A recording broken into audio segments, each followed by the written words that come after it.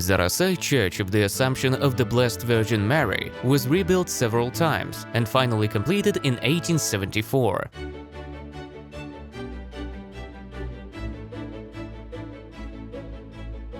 The building is distinguished by eclectic architecture. Its flat middle part of the facade, with a built-in round window and a portal surrounded by a neoclassicist rustic imitation. Lower tower sections and the plinth part of the side facades are decorated the same way.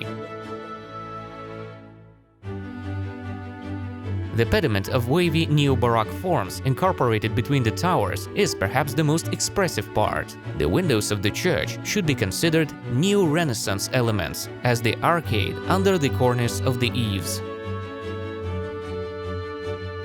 The church interior is modestly decorative, close to neoclassicism.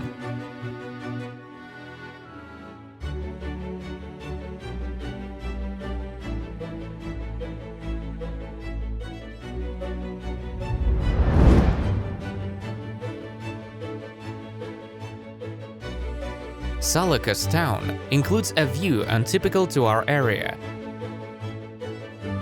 The Church of the Blessed Virgin Mary of Sorrows, built in 1906–1911 using hewn field stones.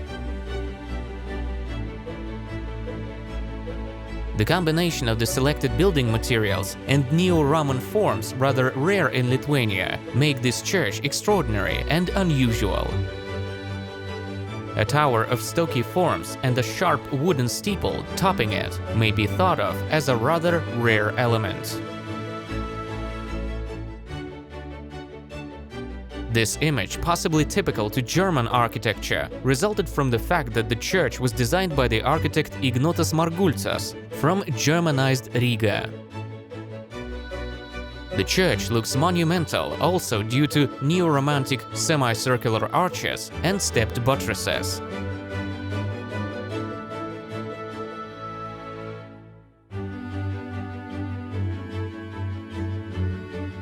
The interior has hints of Romanticism, namely the arcade on the sides of the great altar, ornaments on the presbytery balustrade, or the appearance of confessionals.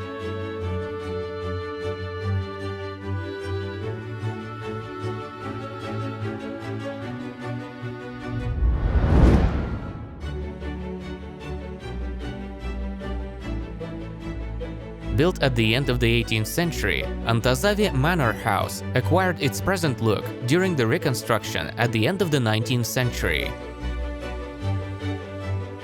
The classicist manor style is disclosed by the rectangular building layout with two symmetrical avant-corps on the sides. Its main accent is a small attic pediment with a coat of arms in the center of the northern facade. Much of the facade decoration has decayed.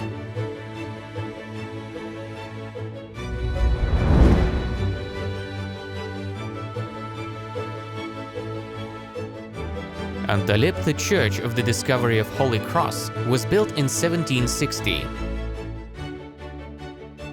During the interwar period, the prayer house that was in poor condition was renovated and partly restored. The impression of an unusually long and narrow church layout is also created by a narrower and lower presbytery and a two-story chapel behind it. The exclusively expressive Baroque silhouette of the main facade includes two towers. The deeper central part, the pilasters that split the planes, the high wavy entablements, and the pediment of an angled contour create the impression of uneven and wavy relief typical to Baroque. The southeastern facade is decorated with a mural, Jesus knocking at the door.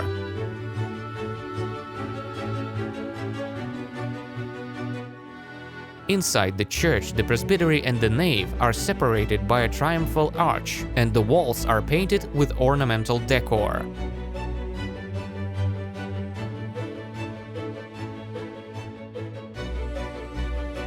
At the beginning of the 19th century, a monastery was built near Antaliepte church. The monastery facade is decorated with high triangular pediments with profiled cornices, typical to classicism. and a cornice separating rows of rectangular windows, and the corners are decorated with quadrangular hewn stones. The authentic, richly carved door with fan lights, made at the end of the 19th century, the beginning of the 20th century, has survived.